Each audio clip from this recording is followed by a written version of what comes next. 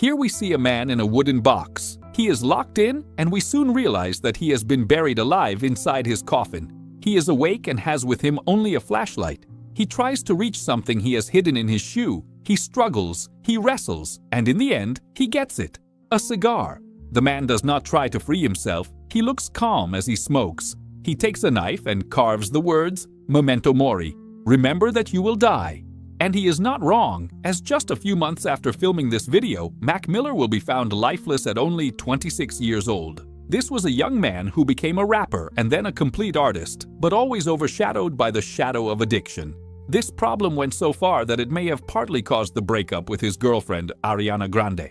The strangest thing of all is that he was not a disturbed artist, but rather had an apparently normal childhood.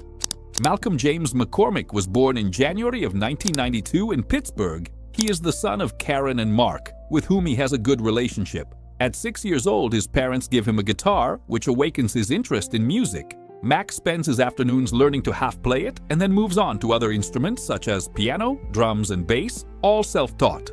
In addition to playing instruments, young Malcolm loves sports, but at 14 years old, a new interest enters his life: hip-hop, something that is about to define his story forever. He becomes especially fond of a rapper called Big L, whose sounds will influence his style. From this interest, a passion for freestyle or improvisation is born, something he does a great deal during middle school. He raps in the school hallways, with his classmates on school buses, in the attic with his friends, and even participates in rap battles at school. His talent creates a certain reputation for him, and because of this, he decides to adopt the artist name Easy Mac. Mac also begins to write his own songs. His friends, seeing that he does it well, recommend that he start recording what he writes and improvises, and Miller follows their advice. They take this task so seriously that after a brief period of time, he puts together enough material for a mixtape. Determined to let the world hear his art, Mac takes it upon himself to burn his songs onto CDs and hands them out at his high school. Today, this record is something practically legendary due to the limited number of copies that exist. Since he enjoys the process of creating music so much and knows he has enough talent, he decides to set aside his studies to devote himself fully to music and never look back. But this is when the same problem that will put an end to this story enters the picture: substances. For now, Mac only uses weed. We will see how, the further he advances in his career and the worse his mental problems become, this will no longer be enough.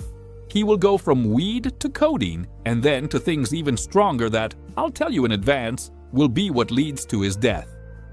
Mac works tirelessly on his music and releases several mixtapes that are quite successful with the college crowd, which begins to give him a solid fan base and allows him to take the next step, signing a record deal. Mac had options, since his fans, his music, and his numbers were promising, but instead of choosing a giant and well-known record label, he opted for a smaller and more modest one called Rostrum Records. This label, although not very big at that time, was known for betting on innovation and experimentation in music, something that aligns perfectly with Mac's interests and projects, since for him the most important thing is staying true to his ideas and style.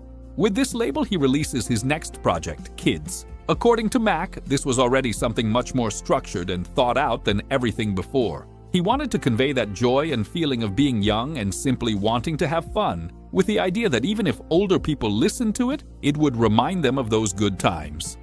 The project is very well received by the public, increasing his popularity among young people even further. On Kids, he does not produce the music but takes full charge of the lyrics, and that shows.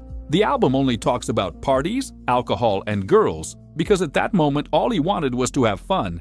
For this reason, Mac begins to earn the reputation of frat boy rap or the rap of popular party boys. Many label him as superficial, but in just a few years, Mac will prove to the entire world what he is capable of. Mac gets his first hit with the song Donald Trump, which went viral. The following year, he releases his debut album called Blue Slide Park, which receives a good response from the public, but the critics are quick to appear and pigeonhole his music as superficial. They criticize that Mac only talks about wanting fame, money, and women. Even so, Blue Slide Park reaches #1 on the Billboard chart.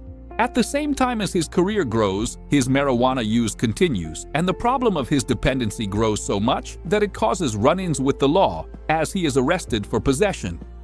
Mac feels it is time to leave behind the image of a carefree teenage party boy. he releases his mixtape Macadelic, a transitional album where he plays with the idea of producing music with greater depth. In songs like Fight the Feeling, deeper themes can be seen than those he has touched on before, evoking a nostalgia about his childhood and reflecting on his growing popularity. This album is a total success, but it also coincides with the beginning of his descent into a hell called addiction. Something important to understand his musical transformation is that, from this moment on, he himself begins to enter the world of music production. In interviews, Mac says that at that point he is experimenting with new sounds, seeking to make his music something much more personal. Macadelic features collaborations with artists of the caliber of Kendrick Lamar and Lil Wayne, and at this point in his career, every tour was a complete success. His shows were always sold out, and the audience would go crazy when they saw him perform live. But during his Macadelic tour, darkness begins to gain ground in Mac Miller's life. The stress of the tour and bad influences lead Mac to consume lean, a mixture of promethazine and codeine, starting an addiction that becomes uncontrollable.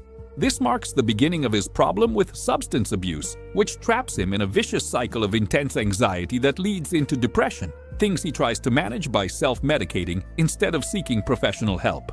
Despite the emotional conflicts he faces, he finds a light in the darkness. In these years, Mac meets who will become one of the most important people in his life, the rising pop star Ariana Grande. The relationship between the two begins with a simple post on Twitter. Ariana asks her followers what they are grateful for that day, and Mac, using one of his pseudonyms, replies and tells her they should make a song together. What started on Twitter moves to private messages, and from those messages, a collaboration between both artists emerges. Later, Ariana hears the track of a song and immediately thinks that she and Mac could do great work over that beat. She calls him, Mac agrees, and both take part in the song The Way. When the video for the single comes out, the chemistry between them is undeniable. They flirt, they laugh, and the video ends with nothing less than a kiss. Despite rumors of romance, both deny them. Mac limits himself to saying she is his friend, that she has a boyfriend, although he does take the time to highlight what a great person Ariana is. Driven by his desire to prove he is more than his image as a party-loving youth, he works hard on a second studio album and releases Watching Movies with the Sound Off. This strange title is a reference to the way Miller creates his music, since whenever he writes his songs, he has a movie in the background but turns off the sound so he can compose. This new album turns out to be a complete success, not only on a commercial level, but artistically, it is also a gem. Here we see how he steps away a bit from hip-hop and shifts towards something more melodic, mixing and playing with jazz. In addition to the new sound, Mac also manages to address much more personal and deeper themes. The song Objects in the Mirror is the most marked example. Here he touches on the subject of his addiction and the problems it has brought him. He uses a metaphor about a relationship to talk about the way substances seduce people and how he has been and continues to be a victim of this. Mac makes himself vulnerable before his fans and before the world, acknowledges the emotional problems he has suffered in recent years, and says that he has chosen the worst defense mechanisms to relieve stress.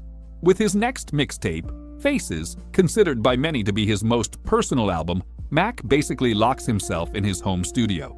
Faces feels like a kind of personal diary that reveals Mac's emotional state during this period, one in which substance use has increased and now the theme of the inevitability of death cannot leave his head, especially the possibility of a premature death if he continues on the same path. He reveals that his problem with substances has taken him to very dark places and that he now suffers from thoughts of self-elimination. In later interviews, he states that the last song on the mixtape, called Grand Finale, is the last song he is going to write, and in his voice you can hear total conviction of his premature death. Mac gives an interview in which he reveals that he is severely depressed and anxious. One of the things that torments him is thinking about his legacy, since he wants to achieve transcendence through his music and believes he has not yet accomplished it. This is why he seeks to write as much music as possible, neglecting both his mental and physical health. When he can take no more, he decides he needs to take a break. The problem is that instead of turning to professional help, he spends his month of rest at the home of his friend and music producer, Rick Rubin, with the intention of regrouping his thoughts and emotions. When asked if Mac has ever been to rehabilitation, he answers no, but that he did go to Rubin's house. Apparently, for him, these two are the same thing. Mac returns to the scene with renewed optimism and a new record called Go ODM. Through the lyrics, we see that, instead of worrying about introspective matters, Mac focuses on what he can do with the time he now has on his hands. Despite his new optimism, dark themes continue to make an appearance. In the single Brand Name, Mac sings, "To everyone who sells me substances, don't mix them with those other things. I hope I don't join the 27 Club." This last part referencing the large number of artists who at 27 years old have died from an overdose. This verse is very peculiar, as it may be about to become a prophecy. For his next record, The Divine Feminine, he has reconnected with Ariana Grande and they finally make their relationship public. This album has romantic love as its main axis.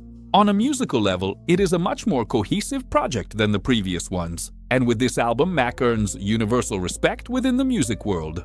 Mac's relationship with Ariana is one full of love, in which both show great support for each other. They refer to each other as their soulmate. The affection Mac has for Ariana is so great that it even influences his art. But things get complicated when Mac returns to old habits and relapses into substance use. May 2017 arrives, and with it one of the worst days for Ariana. During a concert in Manchester, an attack takes place in which 22 people lose their lives. Upon hearing the news, Mac drops everything to go be with his girlfriend. He cancels his upcoming appearances to be by her side, and when she returns to Manchester to offer a concert to raise funds, Mac accompanies her and they sing several songs together. The relationship continues until little by little they are no longer seen together. Finally, in May of 2018, Ariana confirms it. She says how happy she is to have Mac in her life in whatever way possible, and ends by saying that unconditional love is believing the best for the other person, even when the best is not you. As is to be expected, all of this with the breakup does not sit well with Mac at all. Shortly after, he announces that he is no longer sober, and within weeks the news becomes public that he has been arrested for driving under the influence. While Ariana moves forward with her life, Mac goes from bad to worse. In one of his worst moments, he crashes into an electric pole while driving under the influence and flees the scene. Upon finding out, Ariana tells him in a tweet, "Please, take good care of yourself." After these difficult times, Mac Miller returns to music in search of a refuge. Only this time he comes to deliver the hardest blow of his career. He returns to produce and release Swimming. With his songs, Mac creates a metaphor about swimming to shore, referring to this as reaching a safety and stability he has not had in years. Instead of drowning in his problems, he has decided to keep swimming. On a musical level, it is a gem. Thematically, it demonstrates a balance between darkness and light, acknowledging how lost he feels, but affirming that he holds on to hope for finding happiness in the future. This is where we find Mac in the coffin in the video for his single Self-Care, right where the story began. This song perfectly exemplifies the union of the torment that pursues Mac and his tireless search for self-love. One night in his studio, Mac contacts his trusted dealer and orders certain substances. The dealer tells him he does not have that, but offers him another type of painkiller. Mac agrees. However, at the agreed time, the man does not arrive. Tired of waiting, Mac gets in touch with another person and orders more substances. A few minutes later, the original dealer calls him, apologizes for the delay, and assures him he is on his way. This means that both orders will reach Mac's hands that night, an immense amount of substances. A day and a half later, on September 7th of 2018, Mac's assistant arrives at the rapper's apartment and finds something that leaves him frozen: Mac's body. The paramedics arrive and declare what the assistant already knew but could not accept. Mac has died at only 26 years old. The investigation into his death reveals that the pills Miller took contained fentanyl, which means they had been cut with something much more potent. The men who sold the pills to Miller were subsequently arrested. His death is devastating to all his fans, and the news travels around the world. But Mac still had one last piece to give the world: the album Circles. When Mac died, he was in the middle of recording his next album. Due to his passing, he was never able to finish it, so what remained of the production process was carried out by the producer he had been working closely with.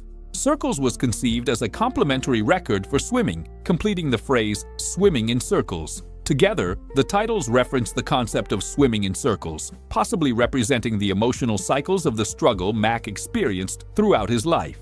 The album explores themes such as the search for peace, self-acceptance, and the idea that life is a constant cycle of ups and downs. But although in life there are these circles of ups and downs, you must never stop swimming. When they come back around and you have to fight again to keep going, remember that you do not fight to win, you fight to keep existing. After its posthumous release, the album becomes a resounding success. Fans feel it as a hug to the heart after the loss of their idol, like a final goodbye. Circles is a reminder that Mac will still be there for them in difficult moments, accompanying his followers with the music he left in this world, into which he poured talent and passion for what he did.